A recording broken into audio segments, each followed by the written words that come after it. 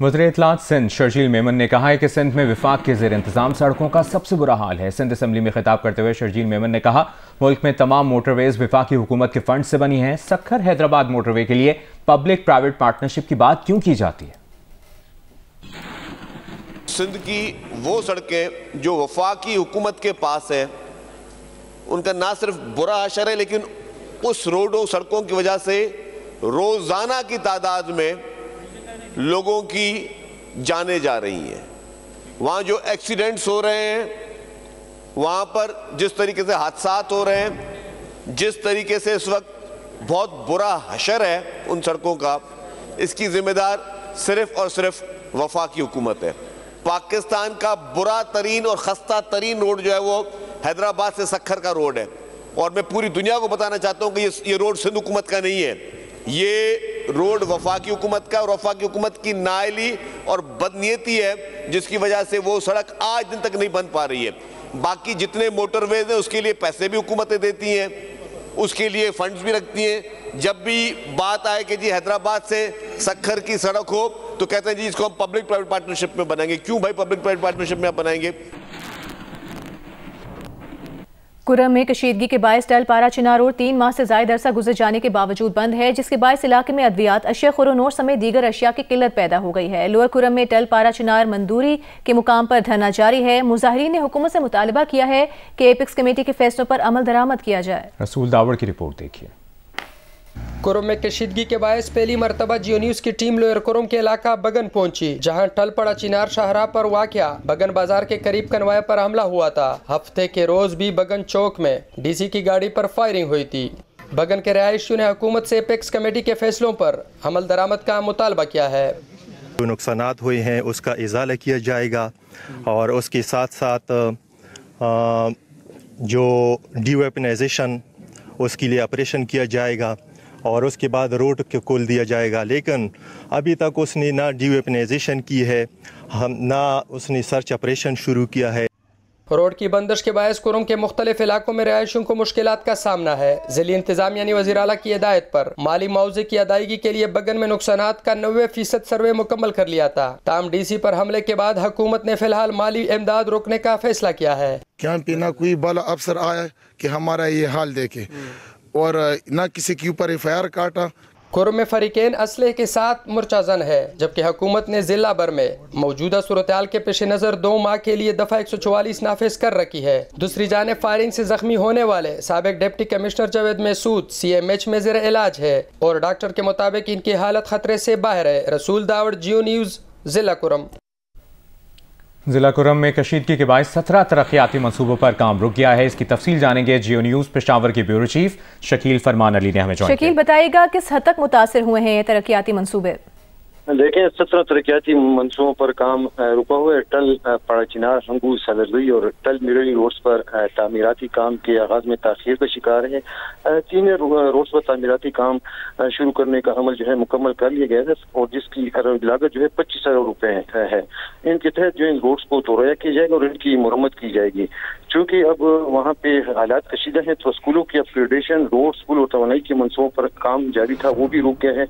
कि हुकूमत की जानिब से मनसूबों के लिए जारी 35 करोड़ में से 10 करोड़ रुपए खर्च हुए हैं। सेक्रेटरी हमारे साथ बात हुई है महकमे मनसूबाबंदी और तरक्की शाहिद खान शाह की, उन्होंने कहा है कि कुरम में प्रोजेक्ट्स के लिए फंड मौजूद हैं, मसला हल होते ही। ठीक, शुक्रिया आपका शकील फरमान इस तफसील के लिए। बानी PTI की बहन अलीमा खान ने कहा है कि बानी PTI को बनी गाला मुंतकली की पेशकश अली अमीन गंडापुर के जरिए की गई थी। अडियाला जेल में बानी PTI से मुलाकात के बाद अलीमा खान ने कहा कि बानी PTI से कहा गया कि 3 साल तक खामोश रहें और मैंडेट चोरी का निज़ाम चलने दें। हमारा भाई 1.5 साल से ज़्यादा हो गया वो जेल में बैठे हुए हैं। क्या बैकडोर अगर करना होता तो उनको पहले दिन नहीं कर देना चाहिए था कि मेरे सामने 200 केसों का पहाड़ है, मैं डील करता हूँ बैकडोर से और बाहर निकल जाता हूँ। कुछ ऑफर्स हुई हैं डील्स उनको? नहीं जी, पहले दिन से ऑफर्स आ रही हैं डायरेक्टली। फिर से मैं बता दूँ, हमें कोई नहीं आई कभी किसी को, लेकिन डीलें माशाल्लाह इतनी है कि हर बंदे को पता है सारों को पता है। हमें इंफॉर्मेशन जो आती थी सोर्स से कि जी 3 साल बाहर चले जाए, फिर 2 साल हुए, फिर 6 महीने हुए, फिर मैं कहा हम आपको हाउस अरेस्ट में कर देते हैं, आप मुंह नहीं खोलना, चुप कर जाएं, आप ये निज़ाम चलने दें, चोरी वाले जो मैंडेट वाले हैं उनका निज़ाम, ये सारी चीज़ें तो आप समझ लें कि सुन के अगर इमरान खान ने बनी गाला का मेरे ख्याल में ऑफ़र आया, वो कह रहे थे अली मीर गंडापुर शायद लेकर आए थे और उन्होंने कहा अली भाई किस चीज़ के लिए जाना है बनी गाला हाउस अरेस्ट में, किस चीज़ के लिए 1.5 साल 7 फुट के सेल में रख कर आप इमरान खान जाएंगे। हाँ अच्छा तो क्या इतना मुश्किल है कि कमेटी इमरान खान को मिलने जेल में आकर, अगर वो सीरियस है, मेरा नहीं ख्याल कि वो सीरियस हैं, अगर वो सीरियस होते, इमरान खान ने 2 मुतालबा दिए, आप साहब खुद सुन रहे हैं, पिछले 1 महीना हो गया, वो तब से क्या कह रहे हैं, लेकिन ये जो 9 मई वाला है, ये तो इमरान खान पिछले 1.5 साल से कह रहे हैं, पौने 2 साल से, कि 9 मई के लिए आप एक जुडिशल कमीशन बनाएं। इमरान खान ने कौन सी बात की है जो एक्सेप्टेबल नहीं है?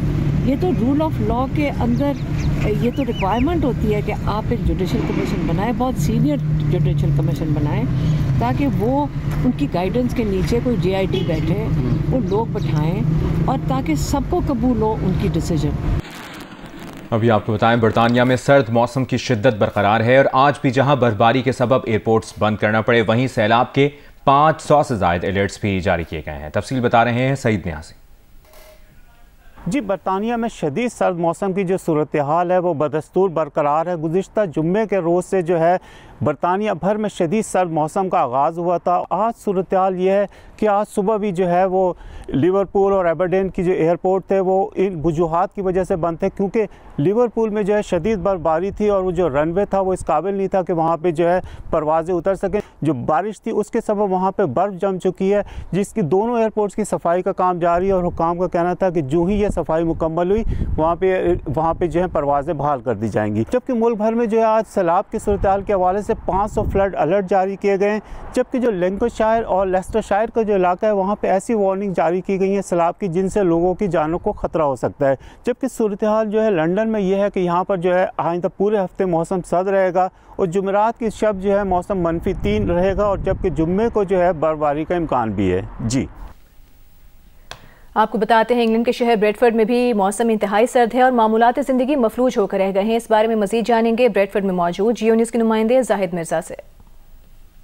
गुज़श्ता 2 रोज़ से जारी शुमाली बरतानिया में शदीद बर्फबारी के बाद निज़ाम ज़िंदगी बुरी तरह मफलूज होकर रह गया है। आज दूसरे रोज़ भी तालीमी इदारे बंद हैं, जबकि ट्रेनों और बसेस की जो आमदोरफ्त है उसमें भी शदीद खलल पड़ा है। अगर लीड्स ब्रेडफोर्ड एयरपोर्ट का जिक्र किया जाए तो लीड्स ब्रेडफोर्ड एयरपोर्ट वीकेंड से संडे से बंद है। मेट ऑफिस की तरफ से जो एक और एम्बर वार्निंग जारी की गई है, मेट ऑफिस का कहना है कि आइंदा 2 रोज़ में जो टेम्परेचर -6 से -8 तक गिरने की जो पेशन गोई की गई है।